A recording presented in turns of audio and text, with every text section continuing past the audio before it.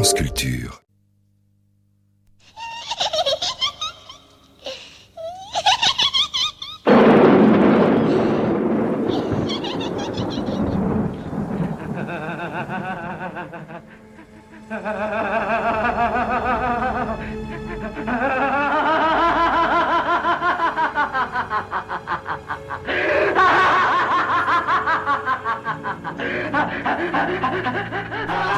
Et pas d'erreur, c'est mauvais genre.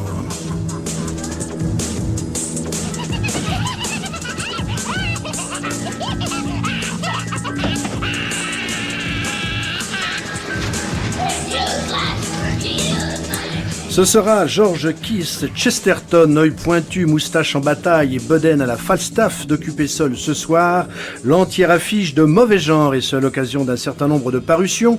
L'intégrale des enquêtes du Père Braun paru chez Omnibus, un numéro spécial de la revue L'Atelier du roman, édité par Flammarion, et L'Assassin modéré, un court roman publié aux éditions du Promeneur.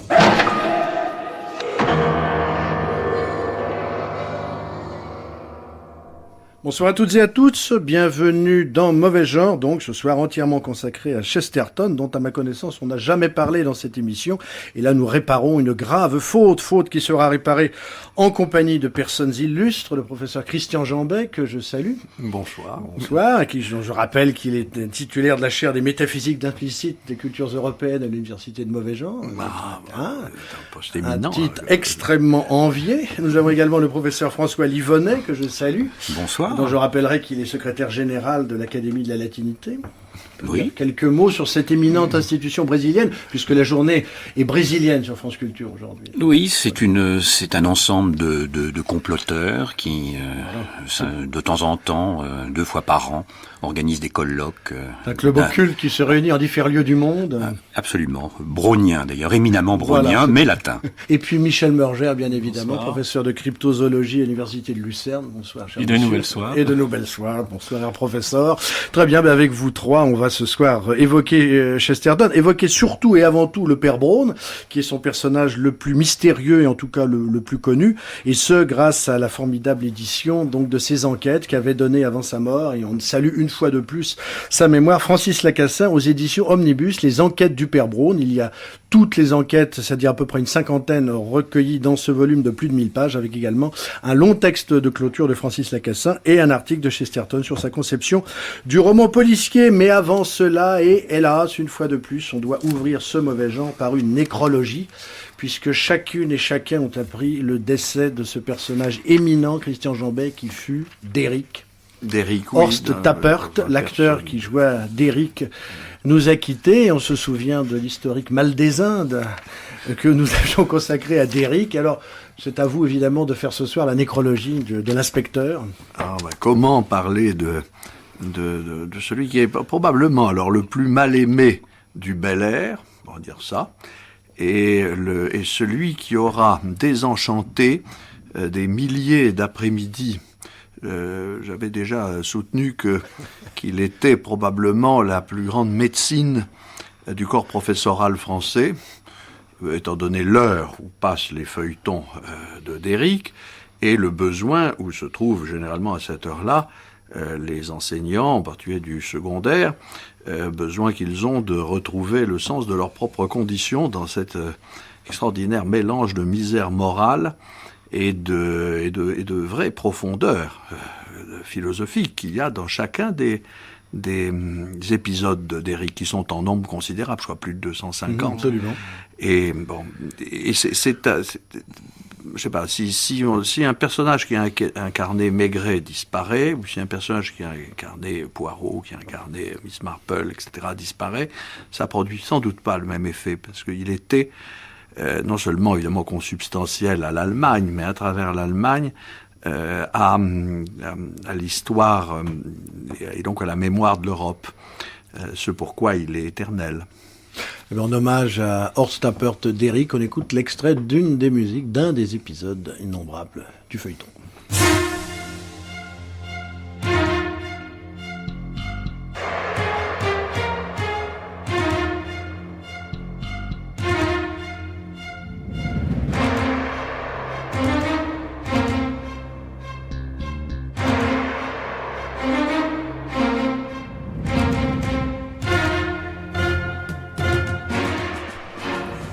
Voilà l'extrait des bandes-son musicales de d'Éric Michel Murger. Oui, un hommage également à Horst Tappert.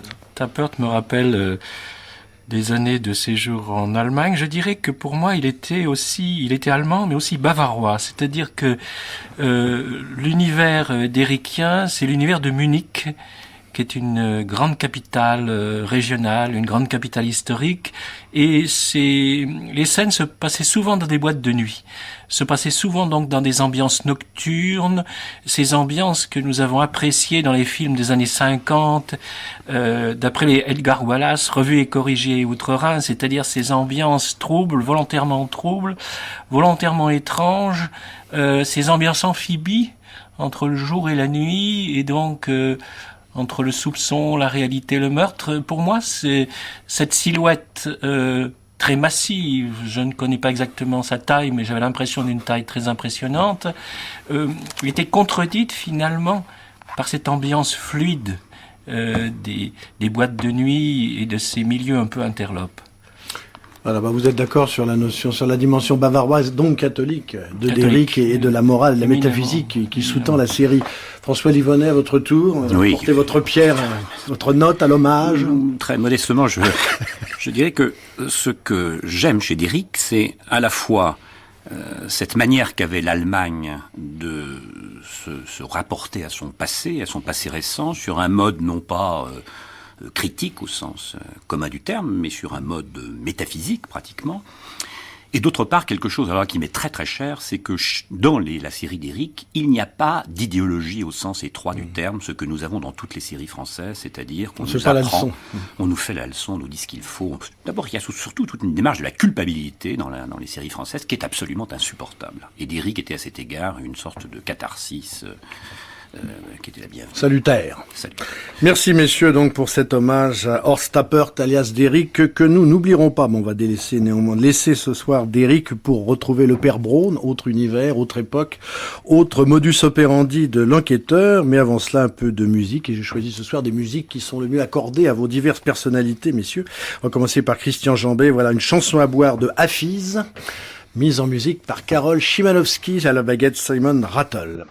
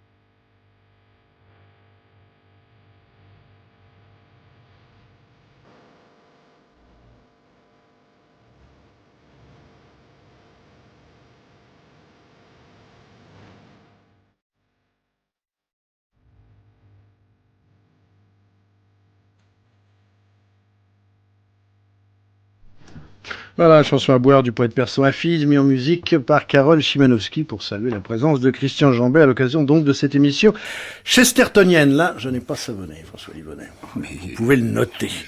Alors, avant un petit peu de rentrer dans l'ontologie et le fonctionnement et la personnalité du père Braun, il faut d'abord un petit peu s'interroger sur cette figure de Gilbert Keith Chesterton, écrivain anglais absolument légendaire, né en 1874, mort en 1936, et dont la bibliographie pose problème puisqu'elle est absolument pléthorique, protéiforme et totalement océanique. En effet, plusieurs sites sont de par le monde consacrés à George Chesterton, et notamment un site très remarquable aux États-Unis. Et on apprend en le compulsant qu'il est l'auteur donc de 100 livres, qu'il a collaboré à près de 200 autres volumes. Il est l'auteur de 100 poèmes, de 5 pièces de théâtre, de 200 nouvelles, de 5 romans, qu'il a été collaborateur pendant 30 ans à l'Illustrated London News, pendant 13 ans au Daily News, et qu'en plus de cela, il a publié sa propre publication publication qui s'appelait le J.K. Chesterton Weekly. Donc une espèce d'œuvre énorme. Les Collected Works de Chesterton font quelque chose comme 26 volumes, et encore, ça ne sont pas des œuvres complètes. Donc on a affaire à quelqu'un qui s'est illustré dans tous les genres, du roman policier, on va le voir, à la géographie, de la science-fiction à la biographie littéraire, au pamphlet politique, à l'essai social, à la philosophie, absolument à tous les domaines, je dirais, de l'activité intellectuelle. Alors la question se pose, intéressante à poser, savoir comment vous-même, vous y êtes venu, Christian Jambet, votre premier Chesterton, c'était quoi? C'était l'essayiste, le père Brown, Saint Thomas d'Aquin? Oui, c'était l'essayiste, c'était orthodoxie et hérétique. Non, tout simplement parce que il me semblait que c'était des ouvrages qui pouvaient m'introduire aux autres livres, et étant donné, et là c'est de mon ignorance qu'il s'agit, la dispersion dont étaient déjà à l'époque coupables le mode de publication de l'œuvre de Chesterton en français. Je pense que si je l'avais abordé du point de vue de mon propre goût, par ailleurs, pour la littérature anglaise, je l'aurais abordé de manière plus systématique. Cela dit, j'étais pas trop mal tombé, parce qu'avec ces ouvrages, on peut éclairer ce qui vient également avant, parce qu'il y a un problème qu'on peut soulever. C'est le problème biographique, c'est le problème de la conversion. Alors bien entendu, la conversion vient relativement tard dans une vie qui n'est pas si longue. En juillet 1922, oui, c'est 14 ans. Mais en réalité, elle est préparée, on le sait, et il y a bien des œuvres, et presque toute l'œuvre, disons dans ce cas-là de plus important, est déjà imbibée, pourrait-on dire, par des thèmes qui vont ensuite se cristalliser officiellement dans des ouvrages alors ouvertement religieux ou apocalyptiques ou herméneutiques, comme ceux qui à ce moment-là me plaisaient beaucoup. Mais je suis venu à Chesterton d'une part par des Français, en particulier bizarrement, j'allais dire par Blois, oui. Parce qu'en fait ils se ressemblent, mais ils ne se ressemblent pas non plus, et puis surtout par le catholicisme anglais, qui est un catholicisme très spécial, comme on sait. François Livonnet, alors vous, votre Chesterton, c'est lequel? C'est un Chesterton assez basique, car en France, on connaît peu ou mal Chesterton, on ne le connaît qu'à travers quelques bons mots, c'est un peu une sorte de Jules Renard anglais. Le genre d'auteur dont on fait les enverves. Oui, toujours voilà, mais par exemple, le fou a tout perdu sauf la raison qui traîne dans tous les manuels de philosophie. Je l'ai rencontré plus sérieusement en lisant Gombrowicz. Je me suis aperçu qu'il était célébré par Gombrowicz. Je me suis aperçu qu'il était aussi célébré par Claudel. Quelqu'un qui est célébré à la fois par Gombrowicz et par Claudel, c'est quand même quelque chose d'assez surprenant. Célébré également par Borges, célébré également par Gilson, c'est-à-dire finalement par des gens extrêmement différents. Donc je me suis dit que ce personnage devait être un peu, je crois que Christian Jambet a raison, devait être quelque peu bloyen par certains aspects, sans avoir cette colère bloyenne qui dissuadait les approches. Et vous avez lu Père Brown au début? Le Père Brown, assez rapidement, puis également hérétique et orthodoxie. Et Michel Murger, alors vous, votre attaque je l'ai connu à 18 ans, le Père Brown, parce que je m'intéressais beaucoup à la culture anglaise et à l'époque à ce qu'on pourrait appeler l'Angleterre du secret, à savoir le catholicisme anglais, notamment avec toute cette espèce d'extraordinaire jeu de cache-cache qu'il faudra bien décrire un jour en français, ces nobles demeures où on aménageait des caches de prêtres derrière la cheminée, les martyrs catholiques, des gens comme Margaret Clitheroe, des gens comme ça. J'étais absolument fasciné par cette ambiance que je trouve, moi, personnellement très britannique, de vérité et de secret, et je dois dire que la lecture du Père Brown m'a incité à m'interroger plus sur ce qu'on appelle la grande histoire, mais qui est souvent un aspect d'une histoire secrète. Donc je dois dire qu'il n'y a pas pour moi de distinction entre l'histoire et cette fiction du Père Brown, puisque je crois que effectivement la conversion à laquelle vous faisiez allusion tout à l'heure a été amenée d'une certaine manière par le Père Brown. Effectivement, Christian Jambet, on peut revenir sur cet événement central. On va voir un peu les textes plus tard, mais sur cette conversion de Chesterton, puisqu'il rencontre en 1907 le père O'Connor, qui sera le modèle du père Brown, et la conversion n'intervient qu'en 1922. Donc il y a une espèce de long processus intellectuel intérieur qui est associé à son œuvre écrite. C'est-à-dire qu'il convertit son œuvre en même temps qu'il convertit son personnage. Oui, il faudrait alors mentionner presque tous les thèmes de l'œuvre de Chesterton qui convergent dans dans sa proclamation, la proclamation de sa conversion, proclamation comme catholique, je relèverai ce que vous disiez touchant le statut du catholicisme anglais. Il y a une chose simplement qu'on peut rappeler, c'est que dans la lettre sur la tolérance de Locke, qui est un pontosane des droits de l'homme européens, il y a deux sortes d'hommes qui sont exclus de toute tolérance de la part du magistrat civil, c'est les athées, on pouvait s'y attendre, et les catholiques. Et à propos de la persécution... Dans les Pays-Bas, il y a eu un peu la même situation. Voilà. Et cette situation, la juridique, se traduit par tout un tas de choses que Chesterton va réprouver, non pas sur un plan simplement politique, c'est pas tellement ça qui l'intéresse, que sur un plan philosophique et moral. Et moi, il me semble que l'écriture du Père Brown va sédimenter tout un tas de thèmes qu'on trouve constamment ailleurs chez lui, le thème du bon sens, une forme d'empirisme anti-idéaliste, qu'il va reconnaître, bien sûr, chez saint Thomas. Alors la conversion va lui permettre l'éloge du thomisme et à travers de saint Thomas d'Aristote. Donc un anti-idéalisme qui tranche avec le platonisme d'une partie du reste du catholicisme. Un anti-esthétisme esthétisant.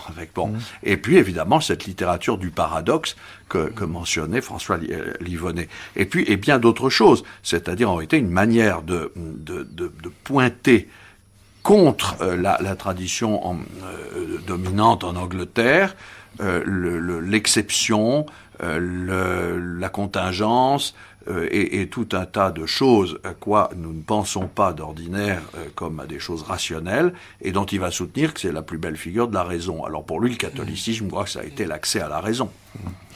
Michel Murger, donc se convertir au catholicisme quand on est Chesterton en 1922 en Angleterre, c'est...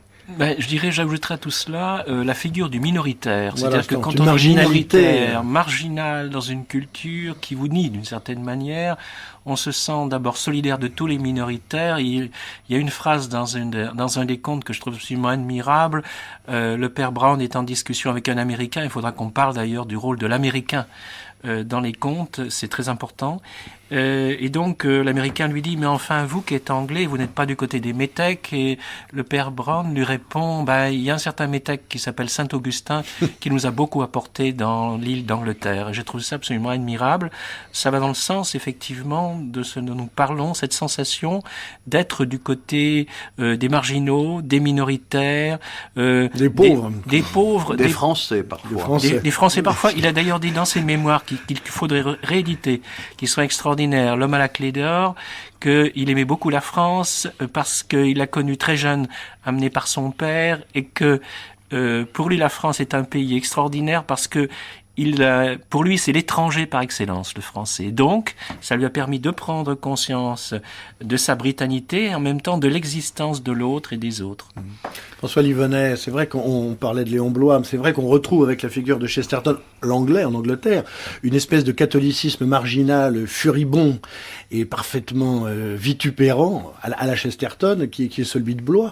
Oui, ici, avec une bonté démesurée, voilà, chez Bloy, il y a une sorte de colère démesurée. Oui, moi, ce qui m'importe, c'est qu'il y a chez les deux, au moins, un point commun, c'est une certaine manière de se rapporter à l'histoire spirituelle, à l'histoire religieuse.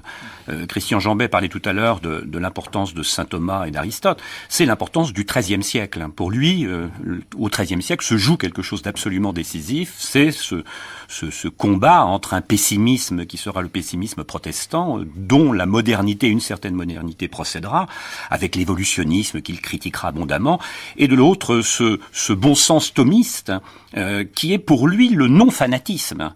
Sa conversion, c'est une conversion religieuse, mais une conversion à une expérience de la foi qui n'est pas fanatique. Il dénonce le fanatisme du côté de la libre pensée, du côté du protestantisme qui est devenu pourtant une sorte de valeur intouchable, de vision du monde indépassable. Replaçons-nous dans le contexte de l'époque. Dans le Père Brown, l'athée, le fanatique, c'est souvent l'athée. Remarquez que les adjectifs sont souvent appariés. Michel Murger. Moi, je suis tout à fait d'accord parce que pour moi, j'ai refait une lecture des nouvelles du Père Brown au sens de la superstitio au sens thomiste. C'est-à-dire que je pense qu'une grande partie des attaques sont dirigées moins contre le criminel individuel que contre la superstitio au sens thomiste d'idolâtrie.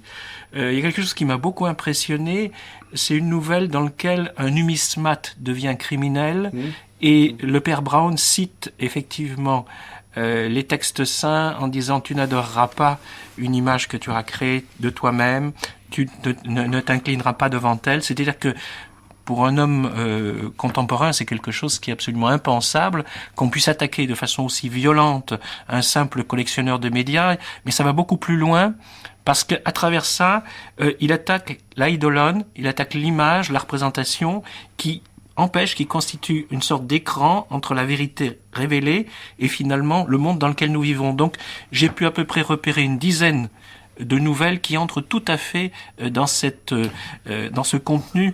Moi, je dirais cette lutte contre la prédestination, le fatalisme, qu'il soit d'ordre religieux ou d'ordre scientifique. On reparlera, je pense, de son attaque contre le fatalisme scientifique, mais il attaque aussi le fatalisme oriental. Il y a énormément de nouvelles qui sont directement des attaques très violentes contre ces nouvelles religions, et il faudra qu'on reparle de la théosophie. Je pense que c'est très important.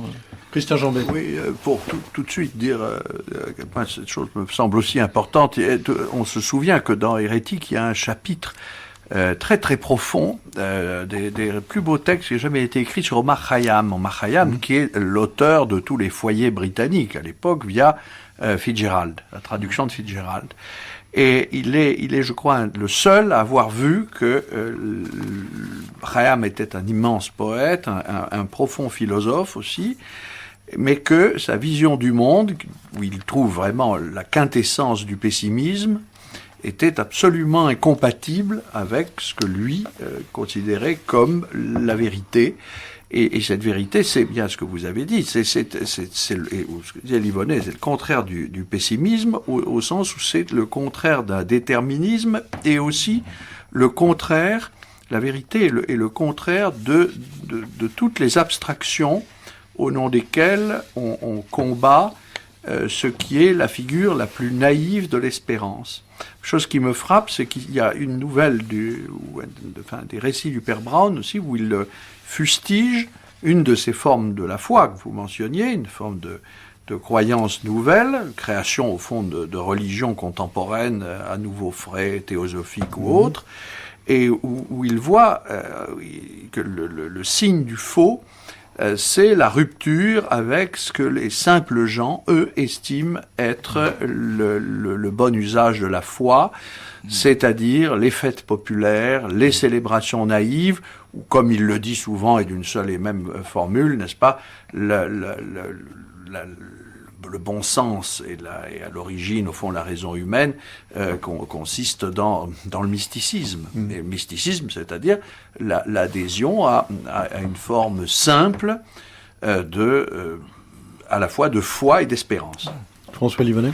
Oui, il y a une chose qui me semble assez remarquable chez lui et qu'on retrouve chez le père Brown, c'est cette volonté d'aller jusqu'au bout de la controverse. C'est-à-dire, lorsqu'il y a un débat, on n'interrompt pas le débat pour passer à autre chose, on va jusqu'au bout de la controverse, ou alors, et il fait référence d'ailleurs dans son livre sur saint Thomas à saint Louis, ou alors on sort son épée et on la plonge dans le cœur de l'adversaire. Aller jusqu'au bout de la controverse, ça explique aussi peut-être l'extrême richesse de cette œuvre et son goût pour saint Thomas. On évoquait en aparté tout à l'heure, lorsque saint Thomas, devant saint Louis, tapait sur la table en disant... Brusquement, en troublant le banquet royal. Voilà, il avait trouvé évidemment le moyen d'en finir avec le manichéisme. Voilà. Absolument. Mais écoutez, on a mentionné suffisamment le père Brown, puisque pour que maintenant on change un petit peu d'orientation, qu'on se consacre totalement à ce singulier personnage qui est le père Brown à Salon Chesterton. Mais avant cela, je continue mon illustration musicale des invités de ce soir avec un peu de Darius Milhaud qui vous est dédié, François Livonnet.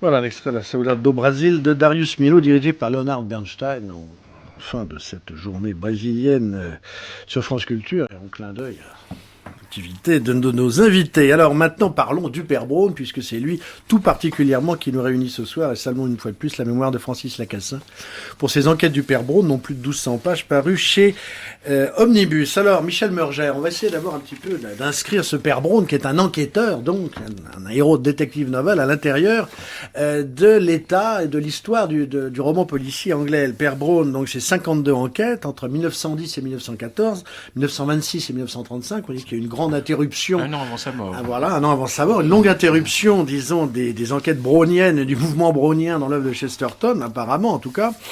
Ce qui est intéressant, c'est de se poser la question. De 10 à 14, c'est une époque où les romanciers européens créent des génies du mal. 1913, Fantomas, un petit peu avant Fu Manchu, on en a parlé tout récemment dans cette émission. Et là, c'est également l'époque où apparaît le Père Braun. Alors, qu'est-ce qui, selon vous, comment le Père Braun s'intègre-t-il dans cette espèce de symphonie comme ça de héros, cette constellation de héros policiers avant-guerre et après-guerre? Il partage avec Sherlock Holmes une certaine notion d'infaillibilité, c'est-à-dire que, en général, en très peu de temps, a remarqué Francis Lacassin, il arrive à résoudre les énigmes policières. C'est quelqu'un qui ne paye pas de mine, et de dire ça, c'est un peu un understatement. C'est un personnage qui est comparé par Chesterton, une sorte de champignon humain, un personnage avec son parapluie cabossé, et son chapeau qui lui-même fait penser d'ailleurs à un champignon, son regard de myope, son humilité qui me fait penser à celle de Colombo. Hein, c'est un peu ce genre de personnage. On essaie un petit peu de se glisser, de passer inaperçu. Il y a quelque chose de Charlie Chan aussi chez lui, oui, sa politesse exagérée. Bon, mais derrière tout ça, il y a autre chose. C'est-à-dire que Francis Lacassin a bien remarqué que, alors que Sherlock Holmes part du quotidien pour aboutir au fantastique, c'est le contraire chez le Père Braun. C'est-à-dire qu'on retombe toujours dans le quotidien, mais le quotidien ne veut pas dire le prosaïque. C'est-à-dire qu'effectivement, quelque part, on retombe dans le monde humain, et il y a une bonne définition par Philippe Maxence qui dit avec le Père Braun, le roman policier prend tout à coup une dimension théologique. C'est-à-dire que ce qui intéresse Chesterton, c'est moins de résoudre des énigmes que de donner à voir, de donner à comprendre ce que c'est que le crime et le rapport entre le criminel et toute l'humanité. Moi, j'étais absolument fasciné par une des plus grandes nouvelles du Père Braun qui s'appelle Le secret du Père Braun, qui explique en fait, d'une part sa méthode et d'autre part les raisons profondes de sa quête. Christian Jambet. Oui, qui donne à voir le crime, son rapport à l'humanité, et qui donne éventuellement, et même très souvent, à voir la rédemption du criminel. De sorte que le récit est très réussi comme récit criminel, comme roman policier, et il est très réussi, au grand soulagement d'ailleurs du lecteur, parce qu'une issue est offerte qui n'est pas, ou qui peut être d'ailleurs la punition, mais qui n'est pas seulement la punition. Et on a l'impression quelquefois d'ailleurs que ce sont des exercices de rédemption. Mais d'ailleurs, son bras droit est un rédempté. D'ailleurs, le choix du terme n'est pas fortuit, puisqu'il ne faut pas oublier que quelques années avant qu'il écrive donc sa première nouvelle, l'Aiglon avait été montré à Paris et le fameux personnage de Grognard s'appelle Flambeau. Donc c'est un personnage qui est une sorte d'Hercule, à la différence de Watson d'ailleurs. Un Hercule aussi bonasse, sympathique et qui circule toujours avec une canne épée, donc pour protéger le Père Braun. Christian Jambet. Oui, non, mais simplement dire que l'enquête aussi, elle part du fantastique, mais elle vise à, du moins en tant que récit, à présenter autour de ce personnage, en effet assez indescriptible de Braun, le monde comme s'il était dans son essence fantastique. C'est-à-dire, c'est aussi un apprentissage pour voir les choses d'un autre regard et d'y découvrir que, par-delà la logique apparente, il y a une logique réelle. Donc c'est un apprentissage de déchiffrement logique. Le Braun le disant explicitement. En même temps, je crois que c'est aussi un exercice de l'illusion. C'est-à-dire que moi je compare beaucoup ces enquêtes au tableau de Jérôme Bosch. C'est-à-dire que chez Jérôme Bosch, le mal est toujours illusoire, le mal est toujours inversé, c'est-à-dire qu'on a l'impression que le père Brown rétablit l'image dans le miroir. C'est-à-dire que au départ, on imagine des choses absolument extraordinaires, des êtres qui volent, des dagues qui circulent toutes seules. On imagine un univers qui déconcerte le sens commun. Or, le rôle du père Brown est de rétablir le sens commun et par cela même de nous faire prendre conscience de la nécessité de la raison qui pour lui est un des plus grands dons de Dieu, c'est-à-dire le moyen de pouvoir naviguer avec une boussole. C'est affaire d'anamorphose, quoi. Il faut rompre l'anamorphose pour rétablir la véritable vision du réel. François Livonnet. Oui, pour vraiment en accord total avec ce qui a été dit, je voulais préciser que quand on le présente comme un idiot, c'est vrai que là, il est presque comme une sorte de sage taoïste. Rappelons quand même que quand on parle de roman policier, c'est un roman policier sans policier, où les policiers n'apparaissent qu'à peine. Ça, c'est une petite remarque. Sinon, je crois que l'adversaire, ce à quoi il s'affronte, c'est jamais un homme, c'est une âme. Et dans cette âme, c'est le mal. Et ce qui est intéressant concernant le mal, et là encore on retrouve un peu saint Thomas, lorsque saint Thomas d'Aquin disait qu'il ne fallait pas maudire Satan. Il ne faut pas maudire Satan parce que nous avons la chance de ne pas être à la place de Satan. Si nous avions été à la place de Satan, peut-être aurions-nous commis le mal. Et là, je voulais relancer ce que vous disiez il y a un instant, cette idée de miroir. Mais il y fait référence d'ailleurs très clairement dans Orthodoxie, lorsqu'il parle de la phrase célèbre de saint Paul. Hein, on voit tout un miroir. C'est-à-dire que, au fond, la conversion, c'est aussi de voir les choses à l'endroit. Saint Thomas, comme pivot de l'histoire, c'est aussi ce qui permet de remettre les choses à l'endroit. Donc, d'une certaine façon, c'est pas simplement une anamorphose, c'est au sens propre du terme un retournement.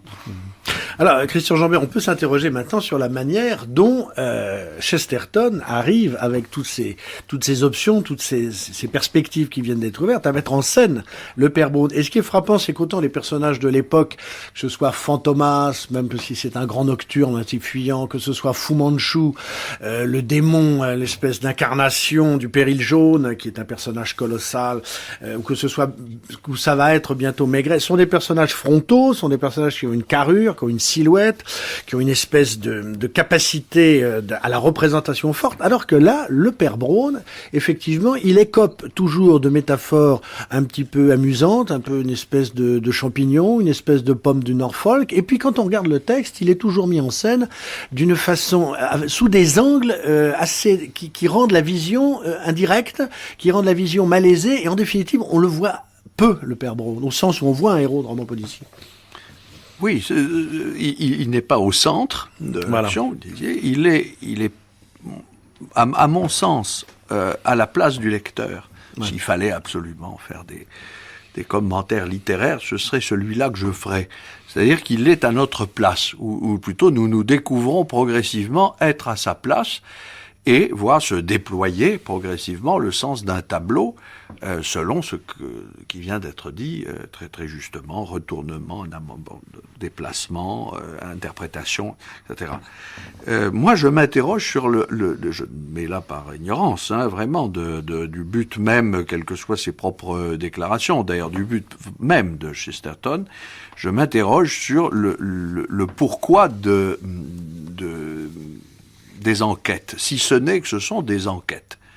Alors le thème de l'enquête est quand même un vieux thème empiriste, c'est même l'inquiry, c'est la méthode empiriste par excellence. J'ai un peu l'impression qu'il a quelque chose là, c'est créé vraiment par Chesterton et en lui, qui était ce personnage qui devait être le pivot d'une enquête qui aurait eu lieu sans cela, puisque ce sont des enquêtes sur le bien, le mal, le crime, la sainteté, la rédemption, etc. Et pour éviter l'abstraction, qui est le piège mortel, il a incarné ce principe d'enquête dans la figure qui était la plus antagonique de toutes les figures positives que l'on pouvait imaginer. Et le prêtre catholique, c'est vraiment la figure antagonique de toute positivité, disons en tout cas de toute figure qui ait un peu de prestige. Mais je crois que le thème fondamental, c'est le thème de l'enquête. Alors ensuite, il fallait bien qu'il y ait eu un sujet de l'enquête. Michel Murger. L'enquête, mais l'enquête sur quoi? Et ça, c'est le plus grand problème qui nous intéresse ce soir. Moi, la nouvelle qui me paraît très très éclairante, c'est la damnation des Darnaway. Parce que, tout à l'heure, Christian Jambet, vous avez fait allusion au fait que, pour lui, le peuple a conservé effectivement des reliquats d'une ancienne sagesse, etc. Et d'ailleurs, il ne cesse dans des essais de défendre, par exemple, ces fameux Penny Dreadfuls, ces histoires de sous, vous savez, l'histoire de Sonetod, le barbier cannibale de Fleet Street, etc. Et en face, dans les histoires du père Brown, il nous confronte à la décadence de l'aristocratie britannique. Ça, c'est très important chez lui aussi. Il dit très clairement, les aristocrates ont oublié la tradition, ils ont pris la mode à la place. Et la mode, c'est en général une sorte de mode néo-orientale. C'est le peuple qui porte la tradition. C'est le peuple qui porte la tradition. Les classes supérieures sont liées à la mode. Elles l'ont complètement abandonnée. Et dans la damnation des Darnaway, qui est un des 4 contes du père Brown, où il est question d'une soi-disant malédiction héréditaire. Alors on pense évidemment à l'escroquerie de l'histoire du chien des Baskerville, qui est paru avant. Mais là, c'est plus intéressant à mon avis encore, parce que il nous confronte à 2 types de superstitions. Vous avez ce qu'on peut appeler la superstition familiale ou folklorique, dans lequel on dit que le 7e des Darnaway subira un sort funeste, mais cette superstition populaire est défendue, soutenue par une superstition scientifique basée sur l'hérédité, les lois de l'hérédité, et finalement le père Brown dit, mais c'est pour moi exactement la même chose, c'est-à-dire que on dirait que les hommes sont des esclaves. Et là, on se retrouve directement dans la position catholique du libre arbitre, c'est-à-dire que pour lui, l'homme est libre du bien et du mal, et il s'oppose de façon frontale à une mode de l'époque liée à l'anthropologie criminelle, qui considérait qu'effectivement, l'homme était, de façon héréditaire, condamné à devenir un criminel, etc. Alors, il est bien entendu qu'il fait allusion indirectement à des thèses comme celle de Lombroso avec son criminel né. Il fait même allusion au collectionneur de crânes de criminels. Lombroso en était un, il avait même des crânes d'anarchistes. Oui. Et donc, à partir de là, on se dit que, finalement, on est au plus profond de ce que souhaite Chesterton, quand il dit que, en général, quand on prétend que la criminologie est une science, on se tient à l'extérieur de l'homme, on l'étudie, je cite, comme s'il était un gigantesque insecte. Et lui propose au contraire de l'étudier de l'intérieur, de se mettre dans la peau du criminel et d'aller encore plus loin, de partager son crime. Et à un moment, il a cette phrase terrible. En bon chrétien. Il dit finalement, j'ai commis beaucoup de crimes. Donc finalement, en bon chrétien, il rétablit la balance. Finalement, le problème n'est pas tant de capturer le criminel que de le comprendre, que de le concevoir dans un plan plus général, d'arriver à la rédemption si possible. On a l'exemple de Flambeau, mais je crois qu'en fait, il ouvre des perspectives qui sont beaucoup plus larges que celles du roman policier de l'époque. Christian Jambet. Oui, moi je mettrais en rapport volontiers les enquêtes de Brown et puis l'un des romans les plus célèbres qui est le Napoléon de Notting Hill. Parce que c'est un roman où sont dites à peu près les mêmes choses sous d'autres formes, mais en rapport non plus simplement pas seulement à l'aventure d'une âme, mais à la métaphore de toute la cité. C'est-à-dire, cette chose en particulier singulièrement dite dès le début, que les peuples, les hommes s'emploient à désavouer les prophètes. C'est-à-dire effectivement toutes les formes de déterminisme. Et ce qui est dit à la fin, la profession de foi extraordinaire, à la fin des 2 personnages qui réconcilient l'histoire mondiale, pourrait-on dire, à la fin du Napoléon de Notting Hill, c'est-à-dire la figure napoléonienne et puis la figure anti-napoléonienne, la figure révolutionnaire et la figure contre-révolutionnaire, ce qui les réconcilie, c'est la croyance qu'ensemble, ils vont pouvoir en effet incarner l'existence d'un futur, d'un devoir-être, pas au sens d'un devoir-être moral, mais de la possibilité d'engendrer de manière contingente et libre un futur, ce qui est la croyance de tous les simples, des simples gens, et qui est la croyance anti-darwinienne, par excellence, pour parler comme Chesterton, comment il voit. Eh ben, Brown, c'est ça. Les récits à l'échelle d'une âme disent cela. Il y a quelque chose s'engendre, soit pour le bien, soit pour le mal, et je vais vous montrer comment il y a plus de richesse au fond sur la terre et dans les cieux qu'il n'y en a dans le crâne d'un savant. François Livonnet. Et quelque chose qui confirme cela, c'est aussi sa conception de la démocratie, puisque nous parlons de l'avenir et du passé. Une démocratie qui d'abord, il est démocrate. Ça peut paraître paradoxal. Blois n'est pas démocrate. Les catholiques français du renouveau catholique ne sont pas des exemples. Vous parlez de Chesterton, pas du père Brown. Oui, je parle de Chesterton et pas du père Brown. Mais il y a une chose sur cette démocratie, c'est l'importance de la démocratie des morts. Il n'y a pas une démocratie seulement des vivants, il y a une démocratie des morts. Alors on pourrait voir une sorte de thème à la Auguste Comte, comme si. Mais cette démocratie des morts, c'est aussi quelque chose qui permet de comprendre l'importance de cette sagesse populaire dont on parlait tout à l'heure, cette critique de l'évolutionnisme, une certaine critique du progrès lorsque l'avancée quantitative devient miraculeusement qualitative. Et là, il faudrait, les remarques que vous faisiez concernant la distinction entre deux types de superstitions, il faudrait aussi montrer toutes ces critiques du miracle. Et le progrès, au fond, est une manière de traiter le miracle à bon compte. C'est une manière fanatique de traiter le miracle, notamment ce saut du quantitatif au qualitatif. Christian Jambet. Oui, il dit sans cesse, mais Brown en est quand même la plus belle incarnation, que à la fois il n'y a pas de vérité nouvelle si ce n'est les vérités anciennes, et que les vérités anciennes sont proches de, non seulement bien sûr du bon sens, mais de la croyance dans le caractère réel de toute espèce de, de création qui ne se laisse pas prendre dans ce qui choque le sentiment immédiat.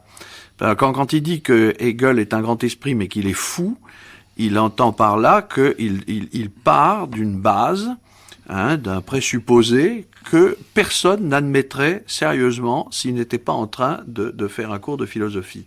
Et pour revenir à Brown, les présupposés de Brown sont exactement l'inverse des présupposés philosophiques. Alors de ce point de vue, évidemment, les enquêtes du père Brown sont des enquêtes anti-philosophiques, ce qui place, à mon avis, leur auteur dans un cadre plus général qui est l'anti-philosophie anglo-saxonne, dans ce qu'elle a de plus riche.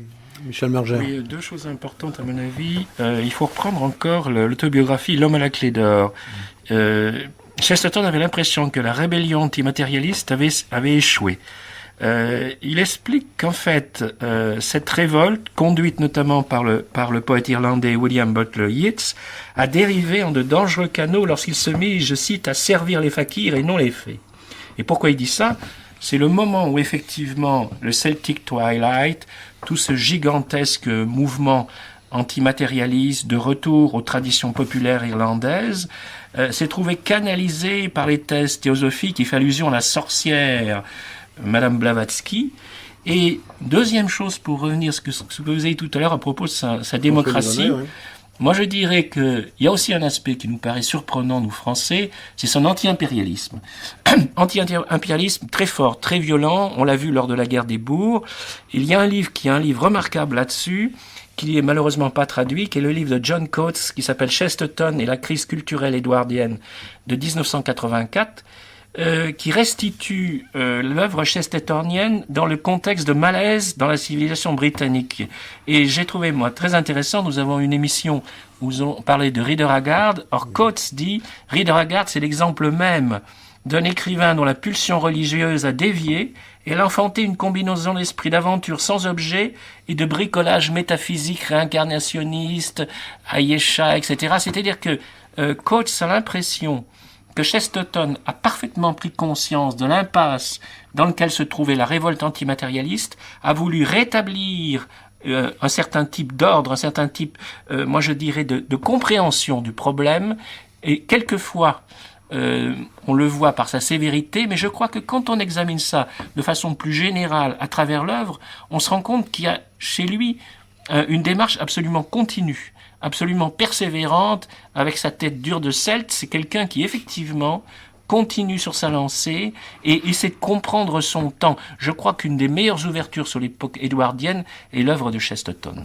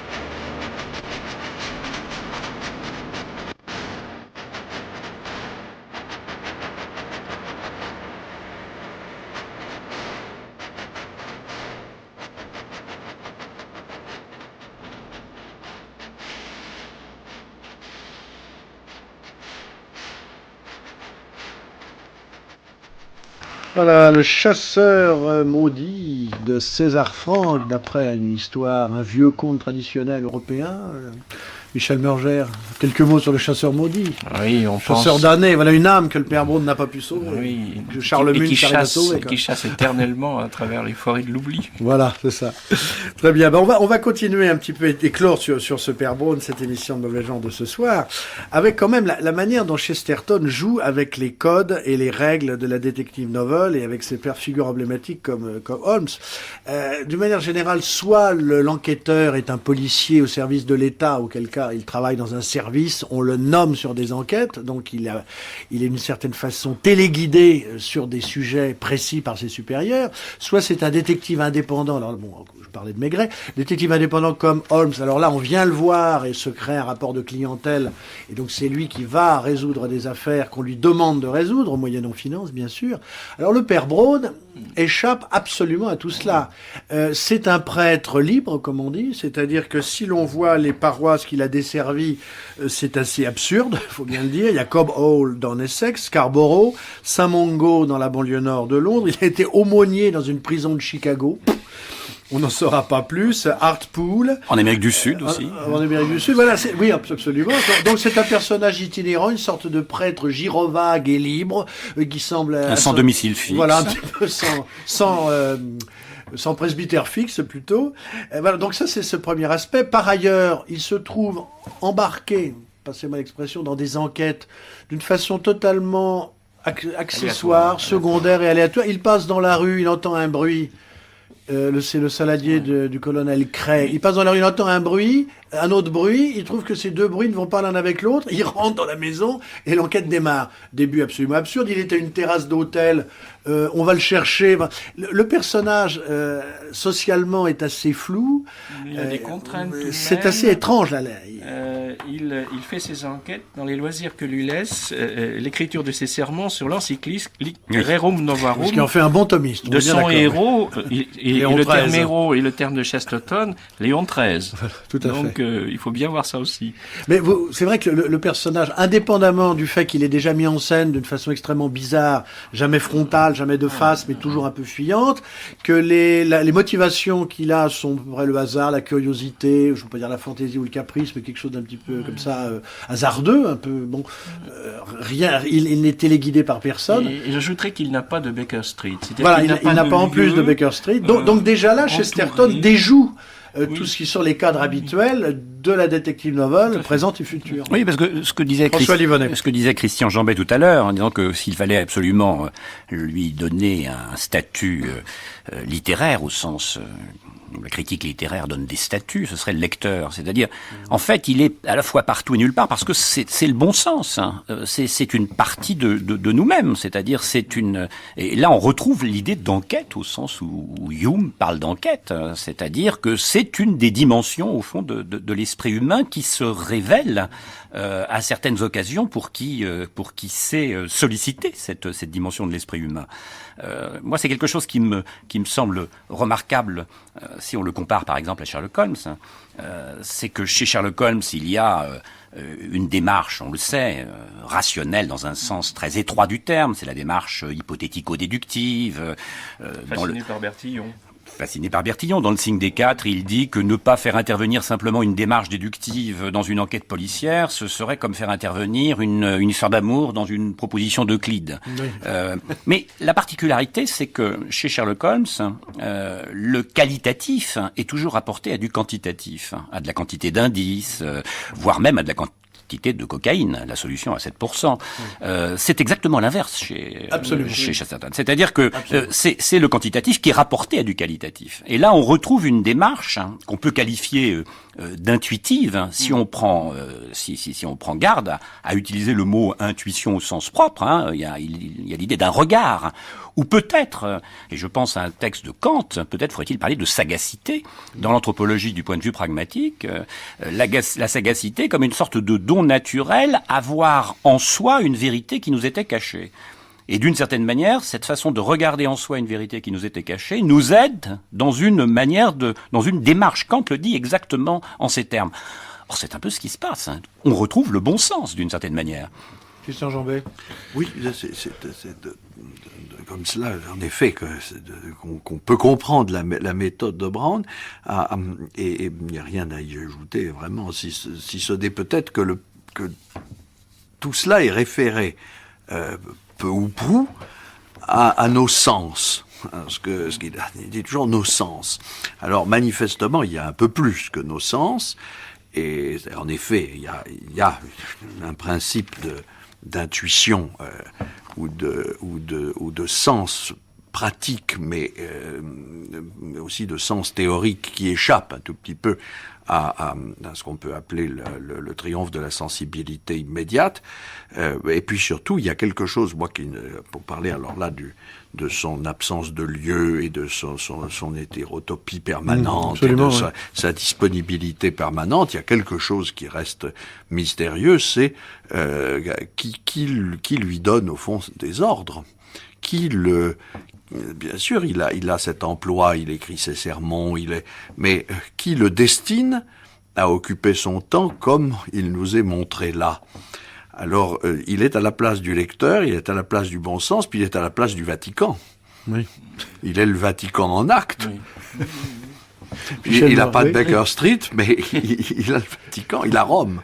Moi, ce qui me frappe, c'est sa modernité. C'est-à-dire que quand on voit tous ces discours actuellement sur la police scientifique, notamment certains feuilletons de la télévision, les experts, oui. Les experts notamment, cet abominable feuilleton. Ou en définitive, la capacité intellectuelle de l'enquêteur ne joue plus. Il n'y a que l'exploitation scientifique d'indices matériels. Donc c'est l'anti-Brown qui a gagné. L'anti-Brown, par exemple, l'humain est évacué.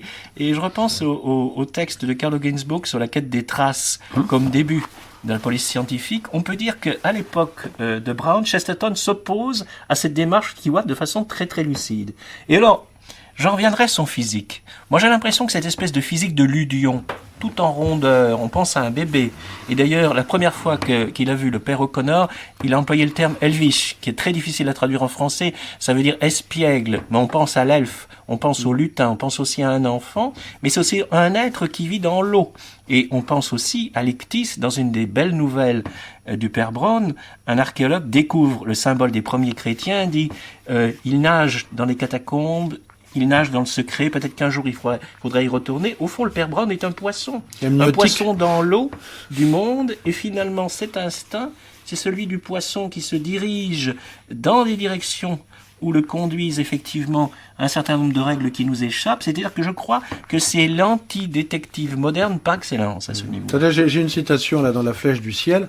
Avec sa silhouette courtaude, son regard de myope, son aspect banal et sa tenue d'ecclésiastique d'un noir tirant plutôt sur le marron, il pouvait se mêler à n'importe quelle foule dans son propre pays sans qu'on remarque qui que ce soit d'inhabituel en lui.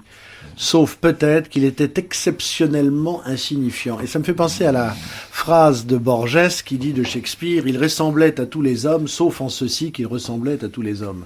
Il y a une espèce d'universalité ouverte. François Livonnet. Oui, je crois qu'il faut, pour le distinguer ou creuser le fossé qui le sépare du détective policier, par exemple, même de Maigret, c'est que la police, elle procède, je dirais, en utilisant les ressorts ou les ressources de l'ironie, c'est-à-dire de dire ce qui n'est pas comme si cela était.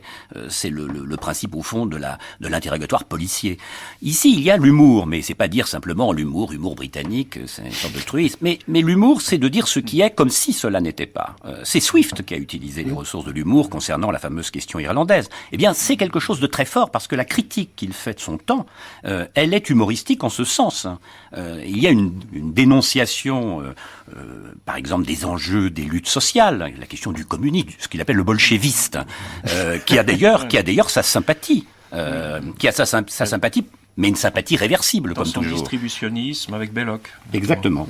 Hilaire Belloc, donc autre grand écrivain catholique contemporain de François Livonnet. Oui, non, je crois qu'il faut bien creuser cette différence pour comprendre que nous ne sommes pas dans une attitude critique classique, nous sommes dans une attitude quasi allégorique. Il y a une sorte d'allégorie historique qui permet de redistribuer au fond le souffle historique, les grands moments de l'histoire, à partir d'une intuition globale. Christian Jambet.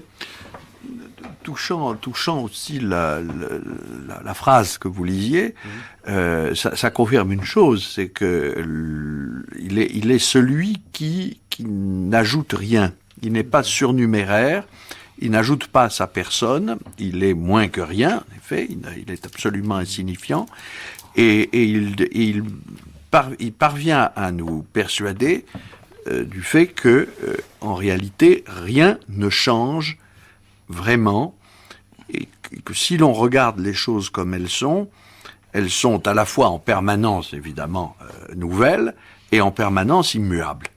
Et c'est ça que révèle aussi l'humour, c'est cette conjonction des deux opposés, l'immutabilité et le mouvement. Je crois que c'est même l'idée la plus puissante qu'est la métaphysique de Chesterton, en acte dans les récits. Et d'ailleurs, sur ce point précis, François-Livonet. c'est que cela pourrait nourrir une sorte de pensée de l'absurde, et donc un désespoir de l'absurde. Et c'est là où il y a une originalité brownienne. C'est pas le cas, ouais. Mais Michel là, il Mergère. échappe parce que l'insignifiant croit au sens de l'homme et au sens de l'histoire. Et c'est ce qui fait que, justement, croyant à la parousie, il lutte contre les philosophies orientales. Et je crois qu'il faut citer cette phrase. Parmi les criminels enclins à philosopher, je n'en ai pratiquement jamais rencontré dont la philosophie ne tournait pas autour de l'orientalisme, la récurrence et la réincarnation, avec la roue du destin et le serpent qui se mord la queue. Ça me paraît très clair. Oui. Non, mais Christian Jambet. il est non seulement alors le bouddhisme, l'hindouisme version anglo-saxonne telle qu'elle est connue, et il y aurait un sort à faire à l'islam. Il a de l'admiration pour un adversaire, pour l'adversaire même par excellence, c'est-à-dire Mahomet, et en même temps il dit ce que j'essaie de dire à propos de son interprétation au Mahayam, c'est évidemment le comble du fatalisme et c'est le comble du pessimisme. Et puis vous avez raison, c'est-à-dire la lutte vraiment pressant que là il y aura une double lutte à mener. D'un côté le scientisme sous sa forme absurde, et vous disiez tout à l'heure, les experts, je suis entièrement d'accord avec vous, c'est-à-dire les figures même populaires maintenant de ce scientisme et de ce déterminisme absurde, et de notre côté, les modes pseudo-gnostiques comme figure possible du XXe siècle à venir. Saint Thomas contre René Guénon. On est en plein dans le Voilà, New Age. voilà, On est New déjà Age, dans le voilà. New Age, Et ça, c'est particulièrement prégnant. Merci messieurs d'avoir été ce soir présents à Mauvais Genre pour l'évocation de l'immense Gilbert Keith Chesterton. Je rappelle ces 3 livres qu'il faut lire de toute urgence. Chesterton, Les Enquêtes du Père Brown, une édition de Francis Lacassin dont on salue la mémoire, c'est chez Omnibus. Chesterton, L'assassin modéré, c'est au Promeneur, et un numéro de la revue L'Atelier du roman consacré en partie à Chesterton. Toute l'équipe de Mauvais Genre, Brigitte Mazir, Monsieur X, Claire Martin-Dugard, Christian Jambet, François Livonet, Michel Mergère et François Angelier vous remercie d'avoir suivi l'émission. On se retrouve samedi prochain en compagnie de l'immense Jess Franco et de Jean-Pierre Bouixou. Bonsoir à tous.